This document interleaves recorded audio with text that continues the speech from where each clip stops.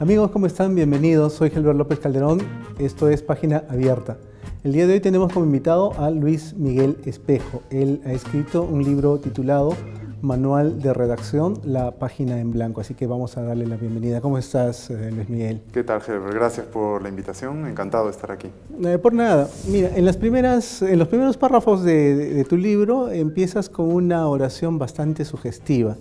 Dices que la redacción tiene una magia especial, pero también una maldición congénita. ¿Cómo es eso?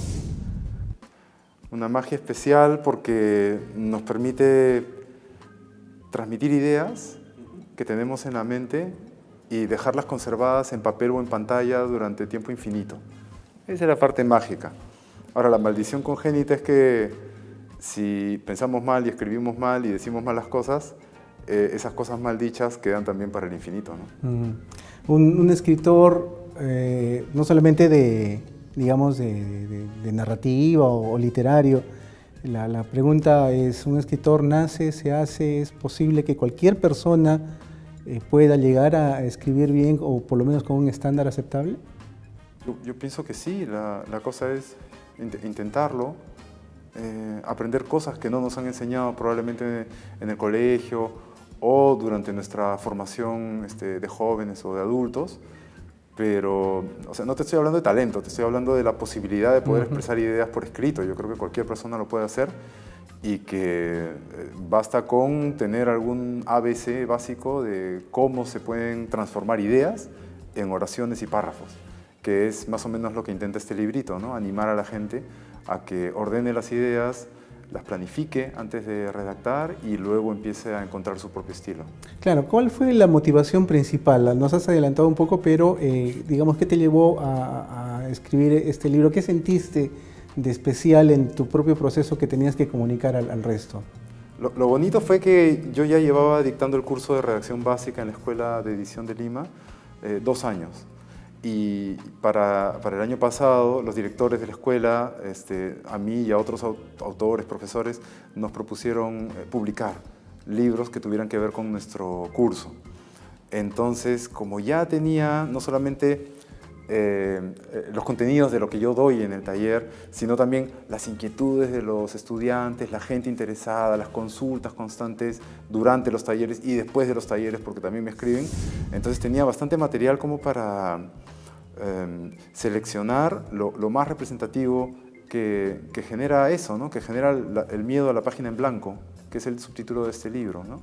Entonces mucha gente tiene ganas de escribir o necesidad de escribir, pero cuando está frente a la pantalla o frente al papel, duda 2 veces, no termina de animarse a dar la primera palabra, y lo que procura este libro es destrabar esos pequeños nudos para que la gente tenga algunas estrategias y arranque a escribir y le pierda ese miedo a la página que todavía no dice nada, pero que en el fondo ya está escrita. Yeah, además está muy bien escrito tu libro, te felicito por eso, porque le has dado un toque bastante personal. Estás como contando cómo se escribe a partir de tus propias experiencias y bueno, también te metes en el meollo del asunto y señalas cosas muy puntuales, ¿no? Como por ejemplo, la intervención de la Real Academia Española, ¿no? Cómo es que tenemos que escribir, pero siempre pendientes de las normativas que hay al respecto. Sin embargo, mencionas que hay algunas cosas que se pueden negociar con la academia, ¿no? Por ejemplo. Como con toda autoridad, ¿no? Hay un marco que intenta regular, en este caso, la ortografía, la puntuación o partes de la gramática, pero también hay una realidad, que es la gente. Entonces es como que tuvieras un cuerpo legislativo y luego en la cancha hay algunas cosas que no funcionan. Entonces, en clase y en el libro, yo, por supuesto, respeto mucho la importancia de la Real Academia.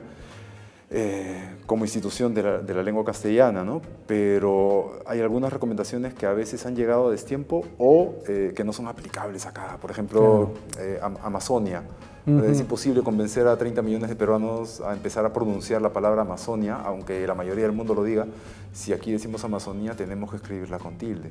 Ese tipo de cositas son las que en el futuro a lo mejor la RAE, no sé, admite 2 tipos de grafía, o a lo mejor nos acostumbramos a decir Amazonia. El lenguaje cambia y en consecuencia la escritura también cambia. Es cierto, totalmente cierto. Volviendo al libro en sí mismo, tú mencionas, por ejemplo, un aprendizaje basado en errores. ¿Cómo se desarrolla eso? Pues es el nombre que yo le puse a parte de lo que hago en el taller. Yo cuando enseño parte de la teoría, muchas anécdotas como aparecen acá, pero sobre todo enseño a meter la pata. O sea, a perder el miedo a meter la pata, porque sin errores la gente no avanza, la sociedad no avanza. Es a partir de los errores y del aprendizaje de los errores que en el futuro no vamos a cometerlos, sino vamos a tropezar con la misma piedra. Claro, primero tienen que concientizarlos de alguna manera, ¿no? Perder el miedo a los errores, o sea, no pensar que vamos a hacer la gran obra de redacción a la primera. No, hay que meter la pata 2, 20, 100 veces. A la 101 ya aprendiste dónde no hacerlo. Pero no hay que perder el miedo, ¿no? Es una cosa que nos falta aprender, por ejemplo, a nivel escolar. O sea, que el chico que comete un error, que no se sienta mal porque ha cometido un error, que al contrario, que aproveche el error para que en el futuro no se vuelva a repetir. Eso es lo bonito de los errores, ¿no? Grandes maestros. Por ejemplo, un error típico es en el uso de los gerundios. ¿Qué hacemos con los gerundios? ¿Cómo los evitamos? ¿Cómo los usamos? Lo primero, en realidad, cuando en el curso, en el taller, llegamos a la parte de los gerundios, la mayoría de la gente me dice que eran solo 3 reglas para usar bien el gerundio. No sabía, nadie les había enseñado. Entonces, es como entregar un montón de motos a la gente, ¿no? Anda a manejar a la calle. Y en la calle se enteran que no podía entrar en contra del tráfico, no podía subir a la vereda, no podía estacionarme dentro de un garaje. Entonces, son reglas básicas que la gente no sabe, pero que una vez que las aprende las puede aplicar. Ahora, el problema del gerundio es que oralmente nos mete cabe a cada rato, porque lo usamos y abusamos de él todo el tiempo. Y como lo escuchamos ya casi normal, no sé, pues encontré un libro conteniendo todos los resultados del examen, ¿no? Un libro conteniendo. Ahí hay un error, pero lo decimos todos los días, lo normalizamos y luego lo escribimos. Entonces, a los estudiantes que llegan al taller yo les digo, claro, lo podemos decir, lo podemos hablar, lo vamos a aceptar, lo vamos a entender, pero tenemos que estar conscientes de que ese gerundio no puede entrar al código escrito, ¿no? O por lo menos al estilo académico. Claro. Ese código escrito con el que más cercanía tenemos es con el que se desarrolla dentro del mundo digital, dentro de las redes, por ejemplo, ¿no? ¿Tú crees que eso dificulta un poco esa mala costumbre de escribir en redes? ¿Tú crees que dificulte un poco el proceso de escribir bien en un entorno más serio? Supongo que hay muchas ocasiones en las que se nos escapa, ¿no? Es como ver la diferencia entre hablar de usted a alguien o hablarle de tú a una persona desconocida. Así como tenemos diferentes registros orales y le hablamos de una manera, no sé, a nuestros hijos, a nuestros padres, al vecino, al desconocido, al extranjero, también podemos escribir en una red social con ciertas licencias, ¿no? No sé, acortar palabras, usar emoticones. Y cambiamos de registro cuando escribimos un correo electrónico o cuando escribimos una carta más formal. Entonces, hay diferencias en la escritura, así como hay diferencias en el habla. La cuestión es saber en qué momento estamos para poder modular esos códigos particulares. Además, yo no creo que toda la culpa la tenga Internet, ¿no? En realidad, uno tiene que asumir también su... No, Internet nos está regalando un montón de posibilidades nuevas, ¿no? O sea, ¿cuántos... se llama chat, ¿no? Es como conversación en inglés, pero en verdad no estamos conversando, estamos escribiendo, estamos enviando código binario, pero le estamos añadiendo el jajaja, la carita feliz, no sé, el icono de lo que sea, y eso le añade un poquito de naturalidad, de oralidad, de cercanía, que antes no se podía lograr con una carta, por ejemplo, con un telegrama. Entonces, es interesante cómo la gente encuentra recursos ahí donde los necesita. incluso con un punto y coma o con un paréntesis o con un signo de exclamación. Ujú. Ahora, das consejos bastante puntuales acerca de las formas de redacción, pero también tocas el tema de la corrección, ¿no? Porque es innegable, uno pasa por el proceso de elaborar un texto y luego de releerlo, y en esa primera relectura, claro, uno tiene la oportunidad de corregir algunas cosas, de atrapar algunos errores que se han escapado al momento de escribir. Pero el proceso de corrección, ¿qué tan ligado está con la escritura propiamente dicha? Y si es necesario que haya otra persona que...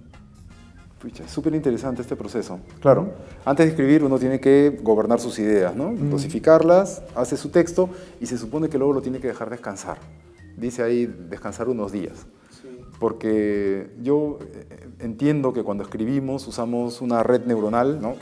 para poder crear ideas, darles un orden lógico, pero esa red neuronal no es la misma que usamos cuando leemos. Es muy distinta. Una persona cuando abre un periódico nuevo del día está descubriendo palabras que nunca había visto, o sea, no las ha escrito esa persona. En cambio, si una persona corrige después de haber escrito, inmediatamente después se van a pasar todos los errores porque no los va a ver ahí. Entonces, a veces recomiendo dejar de hacer labor intelectual una vez que uno deja de escribir, cocinar, freír un huevo, lavar ropa, sacar a pasear al perro, ordenar la casa y después volver a sentarse para poder ver el texto con cierta frescura. Esa puede ser una posibilidad, pero a veces no hay tiempo para hacer las correcciones. En ese caso, la persona que termina de escribir su texto podría entregárselo a un lector fresco, pero que sea competente. No puede ser cualquier lector. Tiene que ser una persona que sepa identificar una coma mal puesta, una mayúscula, una repetición de ideas en dos párrafos diferentes, por ejemplo. Entonces tiene que ser alguien atento. Ahora, hablemos un poco acerca de lo que se llama la redacción moderna dentro de los sistemas administrativos, por ejemplo, estatales u organizacionales, en donde se llevan mucho de la mano con fórmulas ya establecidas, ¿no? Por ejemplo, de mi mayor consideración, ¿no?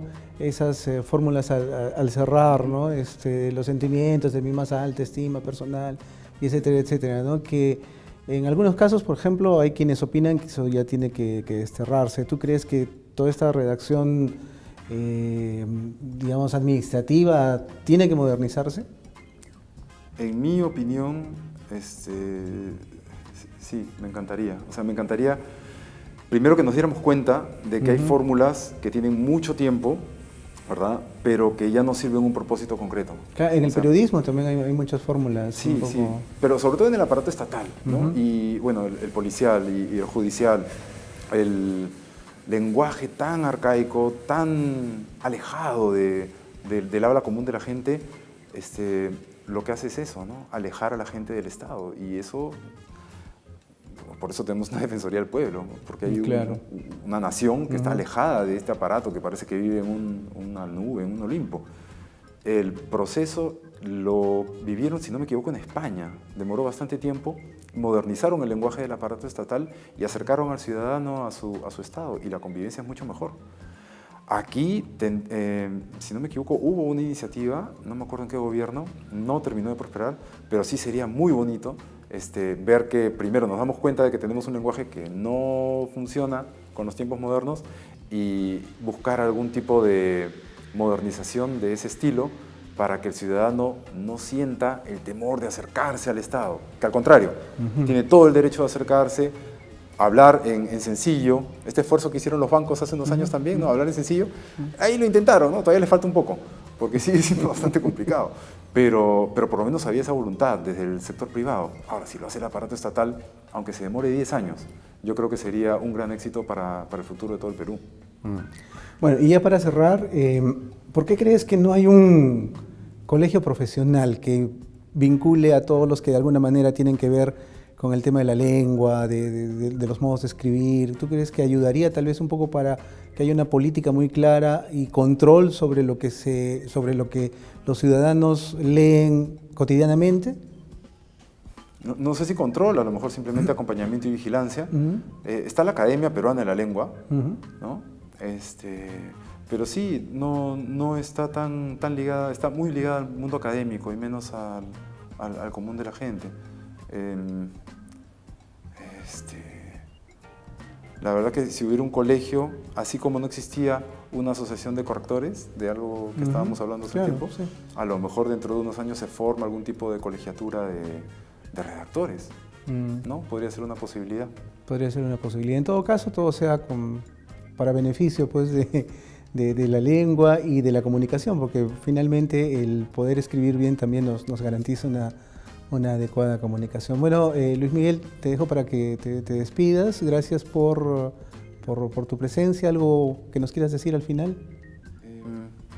Me gustó mucho la dedicatoria que le dio al final del libro Sofía Rodríguez, ¿no? Porque se centraba en una cosa que yo no había visto, pero que sí estaba contenida en mi libro, y es esta idea de que toda persona tiene derecho a expresar sus ideas por escrito. Entonces sí me interesa que la gente de cualquier edad, porque yo soy profesor de niños pequeños, adultos y ahora personas adultas mayores, que cualquier persona tiene la posibilidad de dejar para el futuro las ideas que tiene en la mente por escrito, para que no se muevan y para que las pueda revisar los futuros lectores. Claro, es una manera de trascender a la historia. Claro. Bueno, muchas gracias por tu presencia. Y ustedes, amigos, gracias por acompañarnos. Yo los espero en la próxima edición de Página Abierta. Hasta pronto.